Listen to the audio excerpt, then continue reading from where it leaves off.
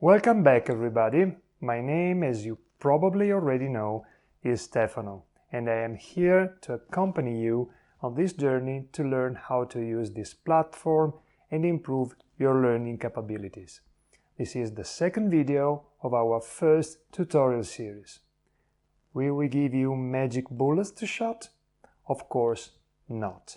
Remember, as usual, that most good things take effort, and that's the beauty of it.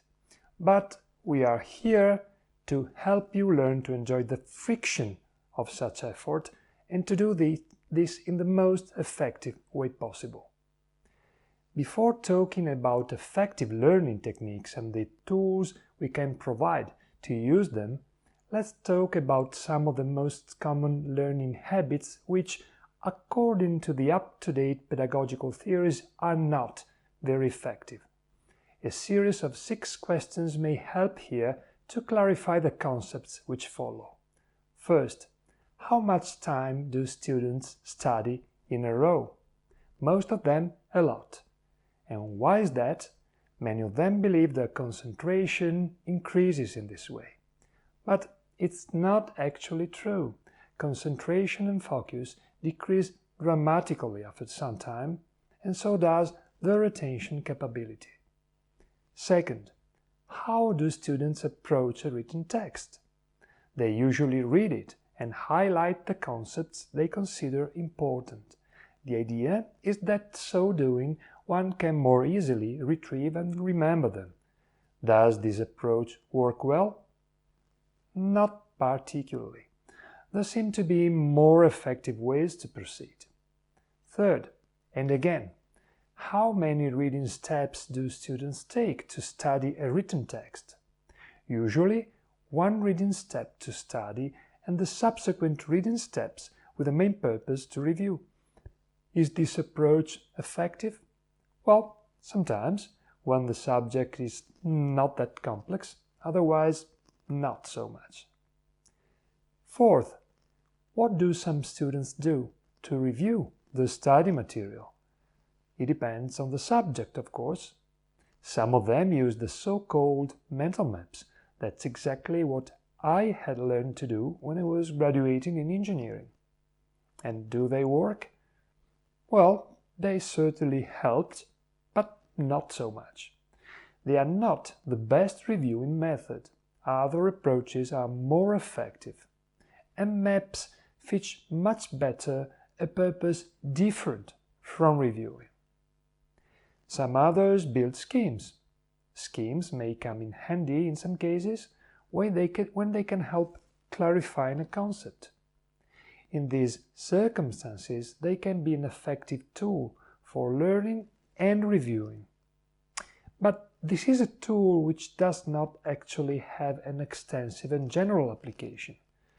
Finally, some others, most of them, review the text they highlighted previously. But also this approach has proved not to be particularly effective, since it is a passive approach.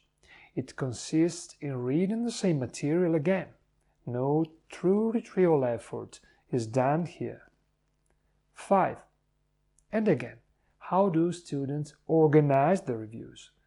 Most students do not actually organize reviews. They just start reviewing from the beginning of the book and move forward when they have time to do that. When the material was first studied and how much it has already settled and has already been assimilated is not taken into account in their equation. This also has proved not to be the best way to go. 6. Finally, what importance do students attribute to reviews? Most frequently, they are considered of secondary importance in comparison to studying the new material. This approach, too, has proved not to be the best way to go. Facing new material is like laying a new layer of bricks. You need the previous one to be settled enough if you wish your wall to be sturdy and straight. So, did you recognize yourself in some of these habits?